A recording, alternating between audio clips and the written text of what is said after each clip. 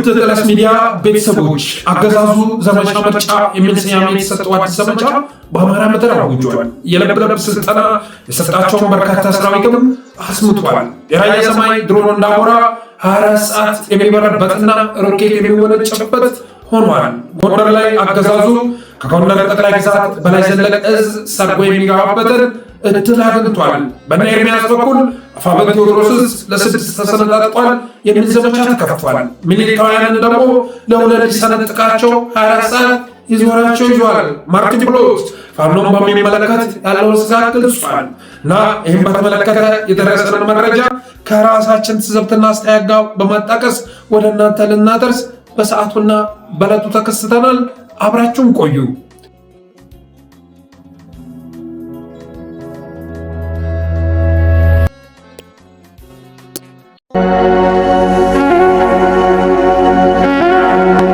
አብይ መራሹ ኦህዴድ አገዛዝ ባለፉት 3 ዓመታት በየሩብ ዓመቱና በየመንፈቁ ሲያዘምተው የከረመውን ሰራዊት አስጨርሶ ከሰሞኑን ደግሞ ከተለያዩ አካባቢዎች ያፈሳቸውንና የልብ ስልጠና የሰጣቸውን ሕፃናት በገፍ እያዘመተ ይገኛል። ከዚህ ባለፈም የራያ ሰማይ ላይ 24 ሰዓት ሙሉ ድሮን እየበረረ $100,000 የሚገዛውን ጥይት እንደ ክላሽ ጥይት ያርከፈክፎ ይዟል።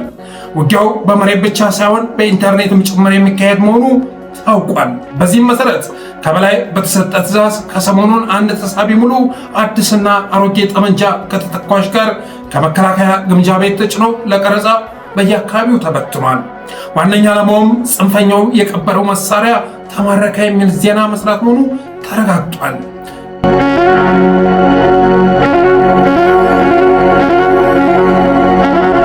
በሌላ መልኩ ደግሞ ከ15 እስከ 28ኛ ወር 2018 ዓ.ም ባሉ ጊዜያት በቃሊቲ ውሃ ልማት፣ በገናን፣ በቦሌ ሩዋንዳ፣ በላንቻ፣ በአዋሽ አርባ ማጎሪያ ጣቢያዎች የታሰሩ ወገኖችን አሰልፈው በካሜራ ሲቀርጿቸው ነበር። ዓላማው ደግሞ እጃቸውን የሰጡ ጽንፈኞች የሚል ድራማ ለመስራት አቅደው መሆኑን የጠቅስ ምንጮች ገልጸዋል። ይህ በመሬትና በኢንተርኔት ወይም ደግሞ በጦር ሜዳና በፕሮፓጋንዳ የሚካሄድ ዘመቻ ደግሞ ዋነኛ ዓላማው በአፋቡ በኩል የታሰበ ዘመቻ ካለ እሱም ማክሸፍና ብቻውን የሚወዳደርበትን ምርጫ እንደ ነገሩ አዘጋጅቶ ማሸነፍ መሆኑ ይታወቃል። ከሰሞኑን በሁሉም የአማራ ቀጠናዎች እየዘመተ የሚገኘውና የለብ ስልጠና የተሰጠው ሰራዊት ዋነኛ ዓላማው የለብን ምርጫ ማሳካት ነው። እናም አብይ ተሳክቶለት ቀጣውን ምርጫ በአማራ ክልል ማካሄድ ከቻለ በማግስቱ እኔ ዓላማዬን ስላሳካው ከዚህ በኋላ ክልሉን ልትራገጡበት ትችላላችሁ ብሎ ቀበሌዎችንና ወረዳዎችን ጥሎ እንደሚወጣ ጥርጥር የለውም።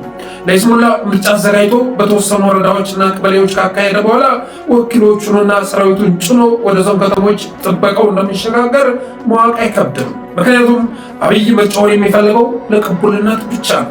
ከዚያ ባለፈ የአማራን ወረዳና ቀበሌ የማስተዳደር አቅሙ ፍላጎቱም የለው። ከዚያ ይልቅ ፋኖ የሚንቀሳቀስባቸውን ወረዳና ቀበሌዎች በጀት መቀራመት ነው የሚፈልገው። ይህም ዘመቻ በመጀመሩ የተነሳ አሁን ላይ የራያ ሰማይ በድሮን እየተደበደበ ነው። ቲፒኤፍ የሚባለው የንጻድቃን ሰራዊትም በራያ ግንባር ከመከላከያ ጎን ተሰልፎ ወደ ምኒልካውያን እየተኮሰ ነው። በእስካሁኑ ዘመቻም ታዲያ የደረሰው ጉዳት አገዛዙ ከተኮሰው ጥይት ጋር ሲነጻጸር ምንት ቢሆንም አንዳንድ ጀግኖች ግን እየወደቁ መሆናቸው የሚካድ አይደለም። ለምሳሌ ያህል በጎጃምና በወሎ ቀጠና በርካታ ጀብዱ ከፈጸሙ በኋላ የወደቁትን እኒህን ጀግኖች ማስታወስ ይበቃል።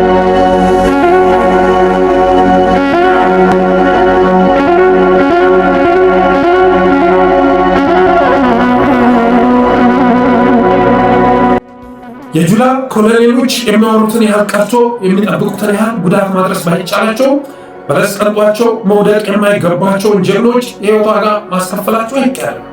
ከተዋጊዎች ባለፈ አዋጊዎችን መደምሰስ አቅደው ወደ ዘመቻ የገቡት የአብይ ጀነራሎች ከተለመደው የውሃ ቅዳ ውሃ መልስ ያለፈ ዘመቻ ማካሄድ እንደማይችሉ ተረድተው ከትግሉ የወጣንና ለ2 ዓመታት ያህል ቤቱ የነበረን ኮሎኔል ማድረግን ብለው እንዲሁም የተቀበረ ጦር መሳሪያ ያገኘን በሚል ዜና ዘመቻቸውን ለማዳመጥ እየሞከሩ ቢሆኑም በፋኖች ዘንድ ግን ልምድ ያላቸው አንድም 2 ፋኖች መሰዋት ትርጉም ያለው በመሆኑ ጉዳቱ በቀላሉ የሚታይ አይደለም።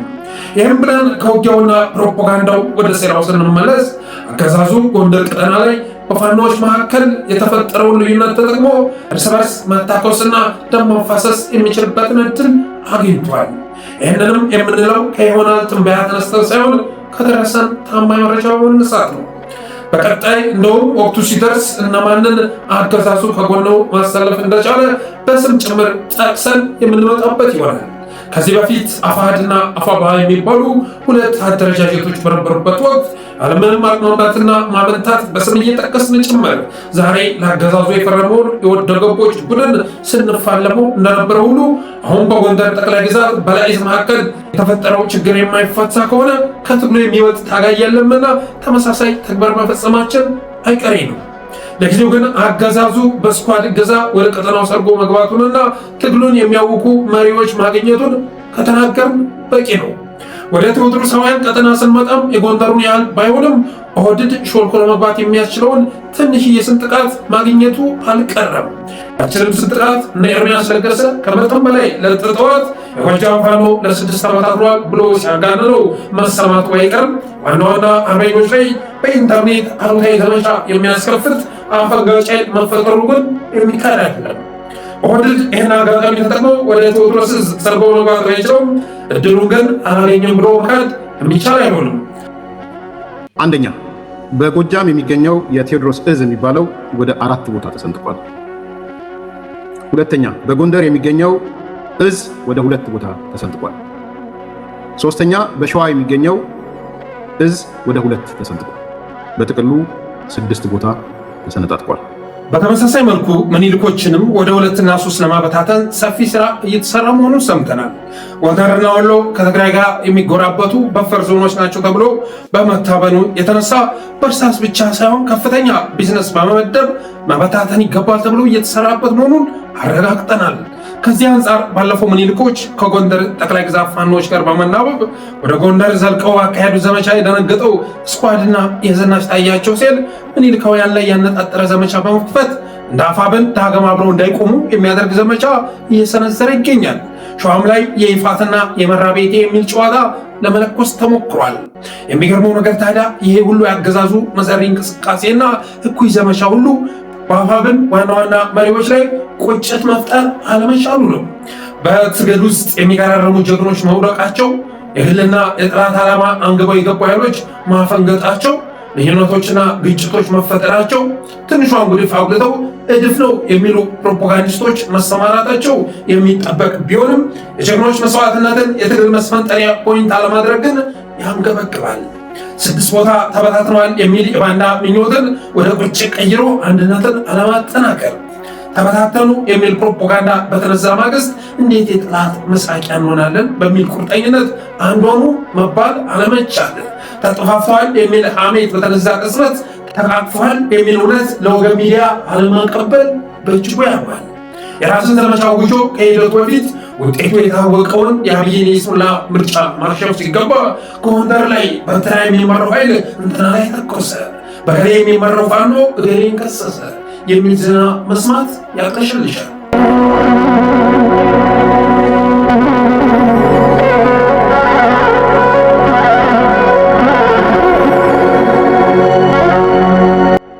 ስለዚህ ውድ አርበኞች አብይ በህዝብ ተመርጫለሁ የሚል መግለጫ ከወጣ በኋላ አማራ ክልል በተራዘመ ጦርነት ቢወድምም አያሳስበኝም በሚል አቋም መራገጫ ሜዳ የሆናችሁ ብሎ ሲወጣ መፍትሄው ሜዳውን መቀየር ወይም ማዛወር ቢሆንም እናንተ ግን በዚያ ልክ እየተራመዳችሁ አትመስሉ።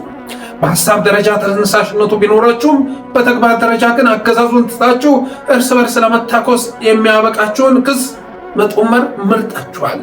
በበኩሌ ውድ አርበኞች አብይ በባሌም በቦሌም ብሎ 5 ዓመት ስልጣን ላይ የሚቆይበት እድሉን ካገኘ ዋናነት 3 ነገሮች ይከሰታሉ ብዬ አስባለሁ። 1 አማራ ክልልን የመበታተን ስራ ይሰራል። 2 ሀገራዊ ምክክሩን በመጠቀም የህገ መንግስት ለውጥ አድርጎ አዲስ አበባን የመሰልቀጥ ስራ ይሰራል። 3 በአዲስ አበባ የጀመረውንና ለምርጫ ብለው ያቋረጠውን የኮሪደር ልማት ስራ በማስጀመር ነባሩን የአዲስ አበባ ነዋሪና ሰፈር የመጠራረቅ ስራ ይሰራል። ይህንንም ህልሙን ለማሳካት የምርጫው ጉዳይ የሞሸረን ነው ብሎ ያለ የሌለ ኃይሉን ወደ አማራ ምድር በማስመት ላይ ይገኛል። በመሆኑም ከዚህ አንጻር የእናንተ ዝግጅት ምን ያህል ነው ብዬ ልጠይቃችሁ እወዳለሁ።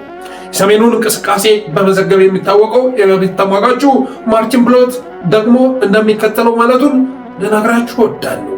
ፋኖ ያሉትን እድሎች በብቃት በስትራቴጂያዊ ጥንቃቄና በወቅቱ መጠቀም ካልቻለ ሽንፈት ሊገጥመው እንደሚችል ሪፖርቶች ይጠቁማሉ አለ ማርቲን ፕሎት።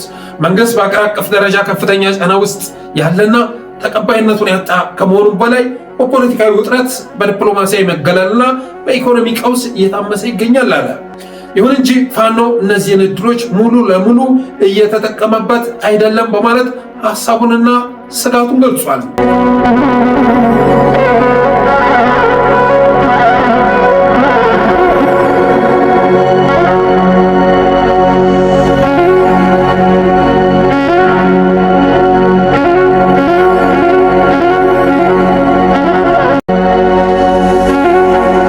በእርግጥም በወታደራዊ ጉዳዮች ረገድ ምድር ላይ ምን እየሰራችሁ እንደሆነ ባላውቅም በፖለቲካ ጉዳዮች ግን መሄድ ባላባችሁ ፍጥነት ልክ እየተጓዛችሁ አይመስልም። ሌላውን ተውትና የትኛውንም ህልማችሁን ለማሳካት በጀት ወይንም ፋይናንስ ወሳኝ ቢሆንም እንዳፋብን ግዙፍ መድረክ አዘጋጅቶ ገንዘብ በማሰባሰብ ረገድ ግን ቀላል የማይባል ክፍተት አለ። በሌላ መልኩ ደግሞ እንደ ቀጠና አብሮ ለመስራትም ሆነ ከዓለም አቀፉ ማህበረሰብ ጋር በመገናኘት ረገድ ውስንነቶች ያሉ ይመስላሉ። እስካሁን ድረስ ዓለም አቀፍ ሕግን በጠበቀ መልኩ እየተንቀሳቀሳችሁ ቢሆንም ያንን ጥንካሬያችሁንና ያገዛዙን ድክመቶች ለዓለም አቀፉ ማህበረሰብ በማሳወቅ ረገድ ግን ክፍተቶች አሉ። ለምሳሌ አገዛዙ ከዚህ በፊት በአሜሪካ ሂውማን ትራፊኪንግ ሪፖርት የተወቀሰበትን ሕፃናትን የማዝመት ጉዳይ አጠናክሮ ቀጥሏል። በመሆኑም አሁን ላይ ከሁሉም ወታደራዊ ማሰልጠኛዎች ጠራርጎ ወደ አማራ ክልል የሚያዘምታቸው የሰራዊት አባላት ሕፃናት መሆናቸው ይታወቃል። እኒህ ለአቅመ ወጣትነት ያልደረሱና በቂ ልምድ ያላዳበሩ ሕፃናት ታዲያ ወደ ውጊያ በገቡ ቅጽበት መሳሪያቸውንና እጃቸውን ከመስጠት ባለፈ በአፋብን ትግል ላይ ያን ያህል ለውጥ ያመጣሉ ተብሎ አይታሰብም። እኒህን ሕፃናት ማርኮ መቀለቡ ራሱ በርካታ በጀት ብቻ ሳይሆን ጊዜና ልፋት የሚጠይቅ መሆኑ ግልጽ ነው። አፋብን ከቦታ ቦታ የሚንቀሳቀስ የደፈጣ ተዋጊ እንደመሆኑ መጠን ከስፍራ ስፍራ ሲንቀሳቀስ በቂ ጉርጽና ልብስ ከማዘጋጀት ባለፈ አገዛዙ ድሮን እንዳይጨርሳቸው ጥንቃቄ ማድረግን ይጠይቃል። ከዚህ አንጻር አሁን አገዛዙ ያዘመተው ሰራዊትም የተሻለ ዕጣው መማረክ እንደመሆኑ መጠን ከዘመቻው በፊት ይህንን ጉዳይ ለዓለም አቀፉ ማህበረሰብ ማሳወቅ ያስፈልጋል። ለስቴት ዲፓርትመንትም ይሁን ለተባበሩት መንግስታት ድርጅት፣ ለቀይ መስቀልም ይሁን ለኤምባሲዎች፣ ለአፍሪካ ህብረትም ይሁን ለወርቅነህ ገበየሁ ተቋም አገዛዙ ስላዘመታቸው ሕፃናት ነገ የሚያጋጥማቸው ጉዳት በግልጽ ማሳወቅ፣ ይህን ጉዳት ማስቆም ካልቻሉ ነገ የሚከሰተው የትኛውም ችግር ተጠያቂዎቹ እነሱ መሆናቸውን ማስገንዘብ ይገባል። አገዛዙ የጨዋታ ህግ ዓለም አቀፍ ህግን ያልተከተለ በመሆኑ የተነሳ አፋብን ሰውን ሲመሰገንባቸው የነበሩትን የምርኮኛ አያያዝ በቀጣው ግዙፍ የአገዛዙ ሰራዊት ላይ ተግባራዊ ለማድረግ አቅሙም ሁኔታውም የሚፈቅድ አለመሆኑን በማስረዳት ተቋማቱ ይህን የአብይ የጥፋት ተግባር ባያስቆሙት እንኳን እንዲያውቁትና እንዲያወግዙት ማድረግ ያስፈልጋል።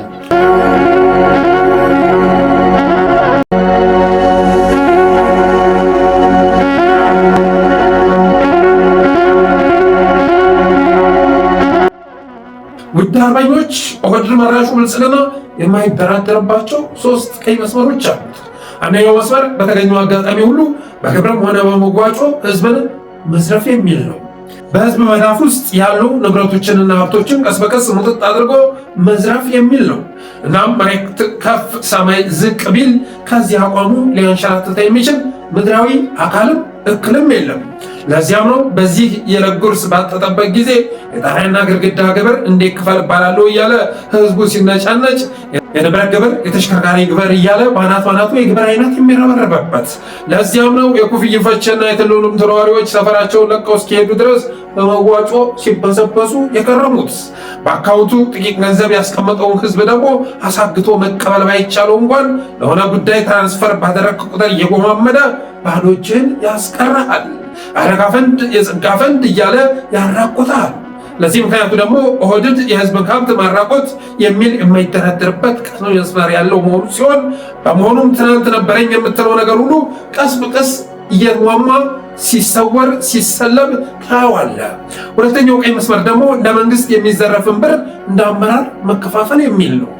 እንደ መንግስት ከህዝብ የዘረፉትን ገንዘብ እንደ ቤተሰቡ ተቧርኖ ካልሆነም ደግሞ እንደ ግለሰብ ስልጣንን መሰረት አድርጎ መቀራመትና መብላት የሚለው ሁለተኛው ቀይ መስመር ነው። ሶስተኛው ቀይ መስመር ደግሞ በየትኛው መልኩ ቢሆን አማራን የሚያወድመው ጦርነት መቆም የለበትም የሚል በመሆኑ የተነሳ ከዘርፊያ የተረፈውን ገንዘብ ለጦር መሳሪያ መግዣና ለወታደር ማሰልጠኛ እየዋለ ይገኛል።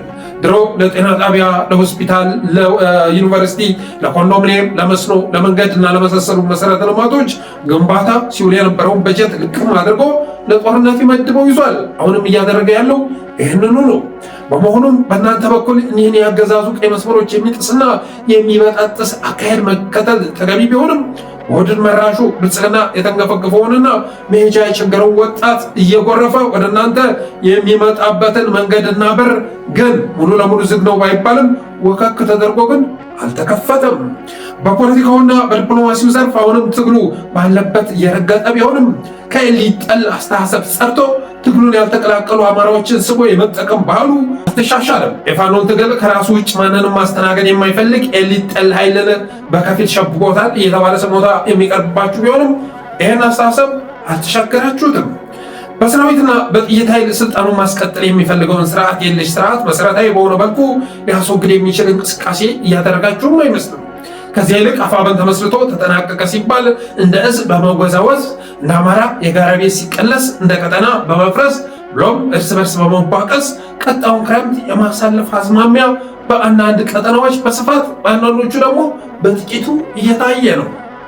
ይህንን የጎንዮሽ ትግል የሚያስቆም ቁርጠኛ አቋም በመውሰድ እንደ አማራ ብቻ ሳይሆን እንደ ቀጠና ካሉ ኃይሎች ጋር ተሰባስቦ የመምጫ ጊዜው አሁን ቢሆንም ወደ እንቅስቃሴ እየተገባ አይደለም።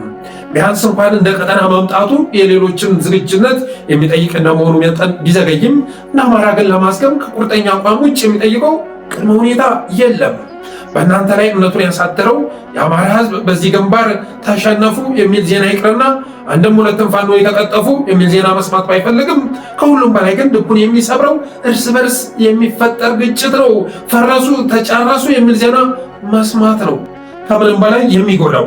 ስለዚህ በፖለቲካ ፓርቲና በመሳሰሉት አካላት በሚካሄድ ትግል ተስፋ ቆርጦ ሙሉ ለሙሉ እምነቱን ለእናንተ የሰጠው ሕዝብ ለህልውናው ብቻ ሳይሆን ለስነ ልቦናው ልታስቡለት ይገባል።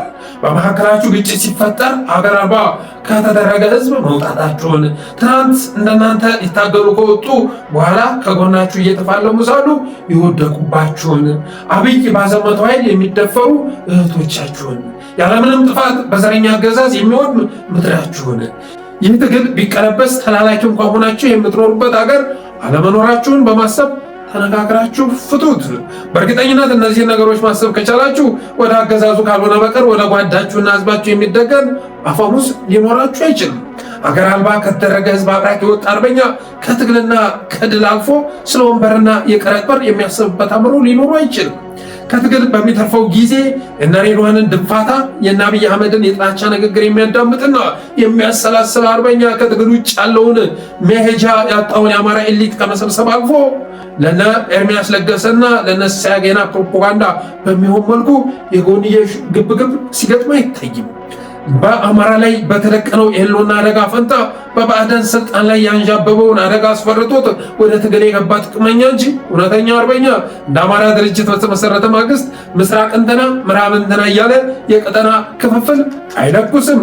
ከዚህ ባለፈ ግን ከሰሞኑ በሁሉም ቀጠና ያካሄዷቸው ህዝባዊ መድረኮች በተለያዩ ግንባሮች ካስመዘገቧቸው ግዙፍ ድሎች ቢበልጡ እንጂ የሚያንሱ አይደሉም። እንደውም ከየትኛውም የግንባር ድል በላይ ትልቅ ድል ተብለው የሚገለጹት አብይ በዓለ ሲመት በሚከበርበት ዕለት ያዘጋጃችሁት የተቃውሞ ትዕይንትና የሰሞኑ የንቅናቄ መድረክ የሚደርስባችሁ የለም።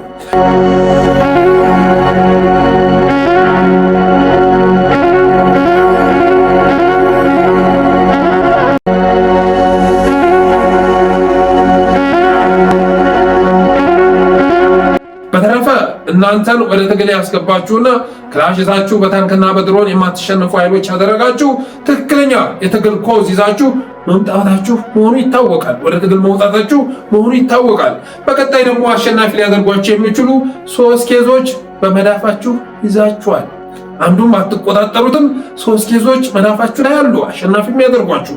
እነርሱም ህዝብን የሚያማርር ክፋት ከመፈጸም በስተቀር ምንም አይነት በጎ ተግባር መፈጸም የማይችል ሙሰኛና ዘረኛ አገዛዝ መኖሩ፣ በዚህ ዘረኛ አገዛዝ ከመጠን በላይ በድህነትና በሰላም እጦት የተማረረ ህዝብ መፈጠሩና በአራቱም ቀጠናዎች ከፍተኛ የውጊያ ልምድ ያዳበሩ ተዋጊዎች መኖራቸው ሲሆን እኒህን ለድል የሚያበቁ 3 ጸጋዎችና መልካም አጋጣሚዎች በመዳፋችሁ ይዛችሁና በተለያዩ አውደ ውጊያዎች ድል እያስመዘገባችሁ ባላችሁበት ሁኔታ በመሰረታዊነት አገዛዙን ማሸነፍ ያልቻላችሁት ስለምን ነው ከተባለ አራተኛውን ለድል የሚያበቃ እድል መጠቀም ባለመቻላችሁ ነው።